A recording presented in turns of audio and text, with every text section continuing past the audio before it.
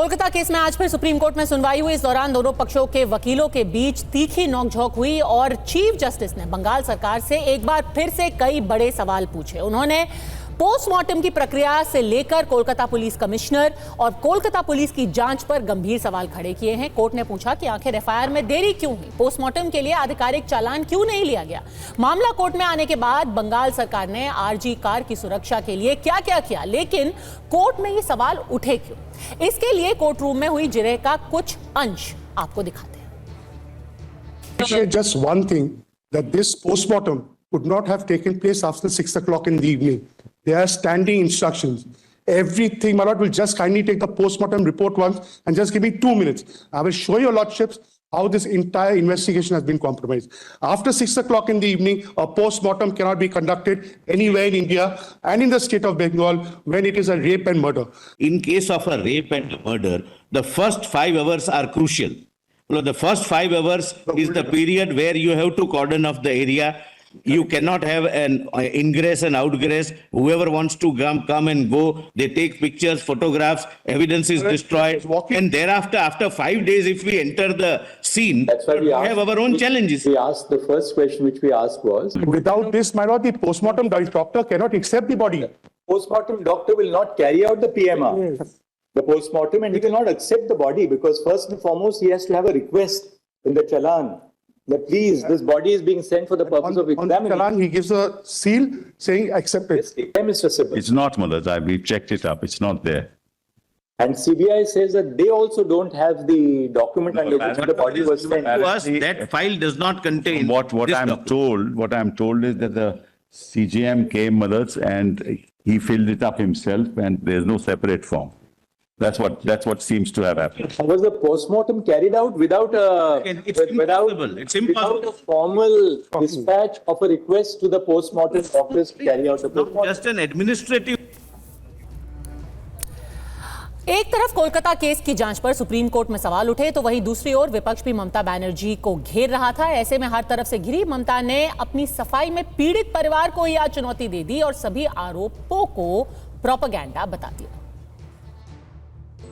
আমি বাবা মাকে যেটা বলেছিলাম অন রেকর্ড, যেটা আমি বাইরেও বলেছিলাম যে দেখুন মৃত্যুর বিকল্প টাকা হয় না।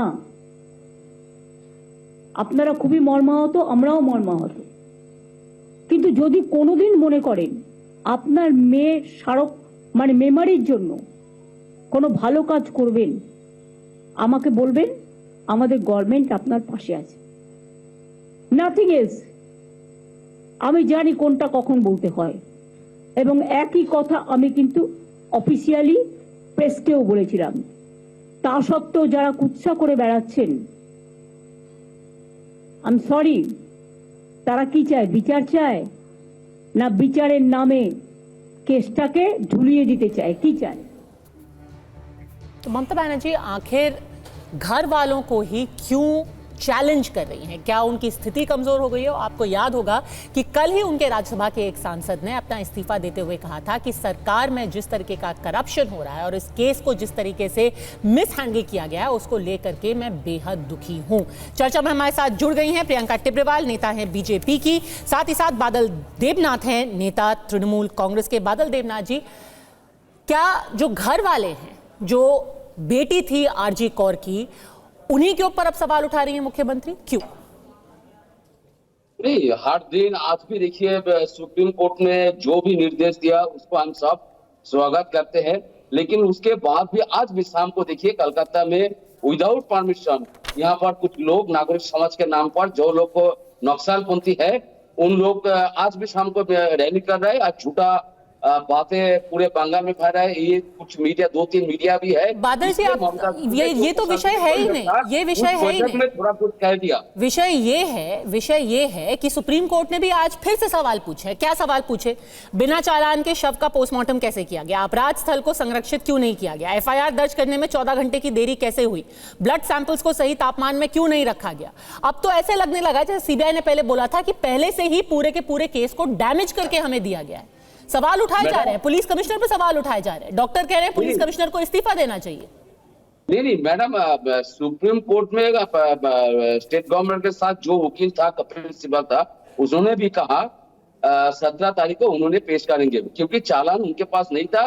डिस्ट्रिक्ट मजिस्ट्रेट ने जो एफिडेविट करके जो भी रिपोर्ट दिया वही रिपोर्ट सुप्रीम कोर्ट के पास जमा किया, रिसीव किया, लेकिन ये नहीं है, चालान उनके पास नहीं है, गवर्नमेंट के पास नहीं है। सुप्रीम कोर्ट ने कुछ कहा चालान के बिना चालान क्यों पोस्टमार्टम हुआ, लेकिन आज नहीं था। 17 तारीख को जो अगली सुनाई होगा उसमें चालान दिया जाएगा। ठीक है प्रियंका टिब्रेवाल, कोई बड़ी बात नहीं है, 17 तारीख को सारे जवाब मिल जाएंगे आपको। बिल्कुल, कोई हेरा फेरी नहीं हुई है। प्रियंका 17 टिब्रेवाल, तारीख को चालान मिल जाएगा, सारे जवाब आपके देखिए- सामने होंगे। देखिए, इस गुनाह में सरकार की भूमिका जो है पूरे देश ने देख ली है, और अब ये जो है वो अपना दामन बचा नहीं पा रहे, तो इस तरह की बातें कर रहे हैं। आज कोर्ट में जितने भी प्रश्न पूछे गए उनका कोई भी सटीक जवाब इनके पास नहीं था, ना आज था ना पिछली हियरिंग में था। क्यों उस इलाके को घेरा नहीं गया, क्यों क्राइम सीन को प्रोटेक्ट नहीं किया गया, क्यों लोगों का आना जाना इंग्रेस नग्रेस रोका नहीं गया, ये सबसे बड़ी चीज है। अगर ये चीजें 5 दिन तक आप नहीं करते हैं तो फिर आप क्या समझते हैं कि 5 दिन बाद सीबीआई वहां जाकर के क्या खोज निकालेगी? और इन चीजों को ऐसा नहीं है कि नादानी में ये भूल हुई है, ये ऑन पर्पस किया गया है ताकि वहां से कुछ भी चीजें जो है वो जांच में बाहर नहीं आए। और यही आरोप जो है अब परिवार भी लगा रहा है। तो ये कहते हैं कि परिवार झूठ कह रहा है। परिवार ने इतनी बड़ी बात कह दी कि यहाँ के जो डीसी थे इस एरिया के, उन्होंने पैसे तक ऑफर किए परिवार को। तो ये पैसे किस चीज के लिए ऑफर हुए थे? नहीं, पर मुख्यमंत्री कह रही है ये प्रोपेगेंडा है, नहीं कोई पैसा वैसा नहीं दिया गया, ये सब प्रोपेगेंडा है। तो यानी मुख्यमंत्री अब पीड़िता के परिवार को भी झूठा साबित करने पर तुली हुई हैं, सिर्फ अपना राजनीतिक स्वार्थ में अपना दामन बचाने के लिए। देखिए, जिन्होंने अपनी बेटी खोई है वो झूठ नहीं बादल बोले। देवनाथ, मुख्यमंत्री जब खुद कहते मैडम, हैं कि हमने पैसे बहुत ऑफर सारे किए, बातें जो वीडियो करके वो एक रैली में एक बातें बोलना, एक बयान देना और गवर्नमेंट को बदनाम करना, बंगाली को बदनाम, ऐसे बहुत सारे रिपोर्ट आया। लेकिन ममता दीदी वहां पर गए थे, पहले पीड़िता के घर गया, वहां पर जाके उन्होंने बताया जो आपको क्या जरूरत है वो तो हम तो आपको बेटी वापस नहीं कर सकते, लेकिन आपको क्या जरूरत है उसके नाम पर कुछ करना चाहिए तो आप बताइएगा, हम सब गवर्नमेंट आपके साथ है, हम सब सहयोग करेंगे। ये सब ममता दीदी ने पहला, लेकिन कुछ लोग है पहले ही पूरा बंगाल में हल्ला मच दिया क्या ममता दीदी ने उनको पैसा देने का। देखिए कितने ये तो खुद घर वाले कह रहे हैं, ये तो पीड़िता के माता पिता बोल रहे हैं। पैसा हो नौकरी हो कुछ ना कुछ ममता दीदी देते, इसलिए तो ममता बनर्जी है।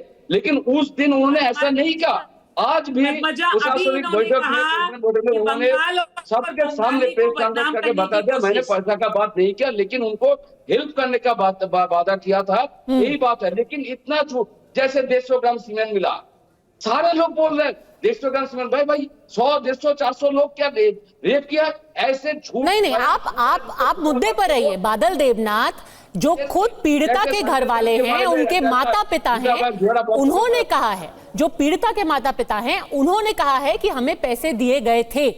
तो अब अगर आप कह रहे हैं कि ये प्रोपेगेंडा है तो क्या वो झूठे हैं? मुख्यमंत्री का नाम लिया, कोई तो किया, कोई तो कुछ उन्होंने किया। कहा पुलिस ने हमें पैसे देने की कोशिश बता की। दिया मैडम, तो सवाल तो पुलिस के पहले बताया था, पहले बात पुलिस ने बोला सुसाइड कर, लेकिन बाद में देखा गया पुलिस ने ऐसा बयान नहीं दिया। अस्पताल से कोई इनके खुद के एमपी जो हैं, वीडियो भी आ गया, लेकिन पुलिस ये जो सत्ता के कारण, राजनीति के कारण, नीतियों को लेकर राजनीति करना, इसके कारण नागरिक समाज लेफ्ट और नागरिक समाज जो नक्सल घर वालों का इस्तेमाल करके राजनीति हो रही है। प्रियंका टिब्रेवाल, घर वालों का इस्तेमाल करके राजनीति हुई थी। ममता बनर्जी सिर्फ अपनी सफाई दे रही है। इनकी बात का सबसे बड़ा तोड़ यही है कि जिस चीज को ये राजनीति बता रहे हैं या मुद्दा बता रहे हैं, इनके खुद के एमपी ने प्रश्न उठाए थे। क्या शांतनु सेन ने उस अस्पताल को लेकर प्रश्न नहीं उठाए? क्या कल इनके एक एमपी ने रिजाइन नहीं किया? घोटाला करना, शेखर रॉय ने नहीं कहा? अलग बात है, रेप हुआ अलग बात है, धमकाया गया। हुआ ये अलग बात है। सच बोलेगा उसकी आवाज कुचलने की कोशिश करेंगे लेकिन ये लोग, सरकार का उनका बदनाम गला करना वो दबाने अलग की बात कोशिश है। करेंगे। दोनों एक देखिए, साथ अभी नहीं अपना कीजिए। दामन बचाने के लिए इन्होंने क्या कहा? दोनों कि एक साथ बंगाल नहीं कीजिए। को बंगाली को बदनाम करने की कोशिश, चिल्लाइए मत, सुनिए चुप से। इन्होंने क्या कहा कि बंगाल और बंगाली को बदनाम करने की कोशिश, यानी जो डॉक्टर थी वो बंगाली नहीं थी, उनका परिवार बंगाली नहीं, और ये चिल्ला रहे हैं। और देखिए किस तरह से महिला से बात करते हैं, इसमें कोई शक नहीं, यकीन है कि टीएमसी मैडम। के लोग महिलाओं का बलात्कार करने के लिए उतारू हैं, पर ये एक- टीवी पर एक औरत पर को चलिए- इस तरह से धमका सकते हैं। पर चलिए, अगर ये इस तरह से दबाने प्रोपेगेंडा की है कोशिश कर भी, सकते हैं। अगर परिवार को कोई भ्रमित भी कर रहा है, तो अवधेश जी, जवाहर सरकार को कौन भ्रमित कर रहा है? उन्होंने क्या बोला? उन्होंने कहा 1 महीने तक मैंने पीड़ा सही और उम्मीद कर रहा था कि ममता बनर्जी कोई सख्त कदम उठाएंगी, लेकिन कुछ नहीं किया गया। सरकार अब जो दंडात्मक कदम उठा रही है वो पर्याप्त नहीं है और वो बहुत देर से उठाए गए हैं। मुझे लगता है अगर दोषियों को निंदनीय घटना के तुरंत बाद दंडित किया जाता तो राज्य में बहुत पहले स्थिति सामान्य हो गई होती। और उन्होंने अंत में कहा है, मैंने अपने कार्यकाल में सरकार के खिलाफ ऐसा अविश्वास और जन आक्रोश नहीं देखा। ये तृणमूल कांग्रेस के सांसद कह रहे हैं, अविश्वास और जन आक्रोश। देखिए, जवाहर सरकार का इस्तीफा जो है वो कोई सामान्य घटना नहीं है।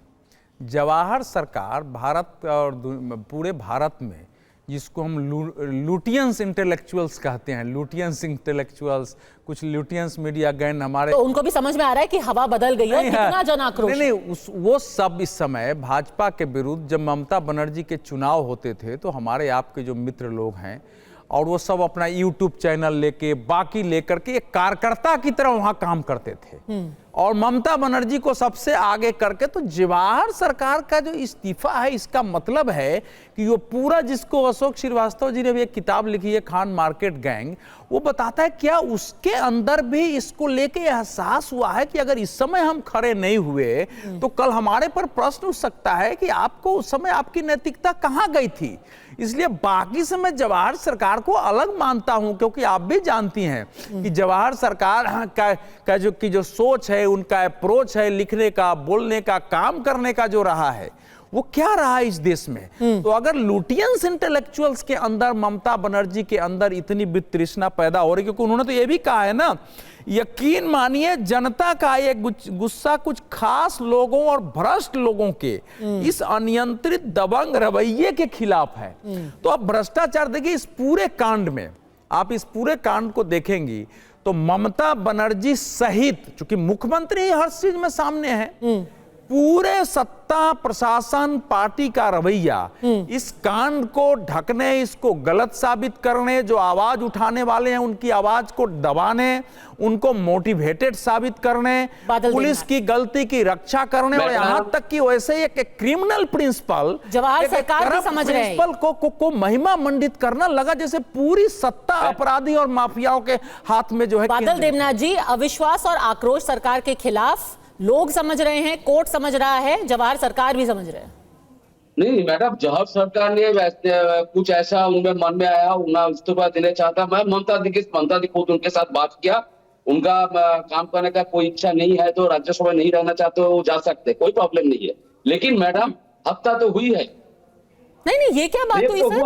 कोई सवाल उठा रहा है, दबंगई पे सवाल उठा रहा है, इस केस को किस तरीके से इसकी जांच की गई उस पे सवाल उठा रहा है। आप कह रहे हैं जिसको जाना है चले जाए, वो तो चले ही जाएंगे, पर उनके सवालों का तो जवाब दीजिए। सुनिए ना, हत्या तो हुई, रेप तो हुई, वो अलग बात है, लेकिन प्रोपेगेंडा फैलाना, चलिए, हर बात में एक दिन करके बंगाल में अशांति फैलाना, बंगाल में आग लगाने का कोशिश करना, 2-3 मीडिया उसके साथ, मुख्यमंत्री भैया, मुख्यमंत्री अपने छात्र संगठन को कहें कि बाहर निकलो, सांप की तरह फुफकारो, अटैक का जवाब दो, ये तो हम लोग पहली ठीक बार है सर। अगर आपको लगता है तृणमूल ये भी उठता है कि क्या सुप्रीम कोर्ट भी प्रोपेगेंडा कर रही है, क्या जो पीड़िता के घर वाले हैं प्रोपेगेंडा कर रहे हैं, जो डॉक्टर सड़क पर है, पुलिस कमिश्नर का इस्तीफा मांग रहे हैं, वो प्रोपेगेंडा कर रहे हैं, और क्या खुद आपके राज्यसभा सांसद भी इस प्रोपेगेंडा में शामिल हैं?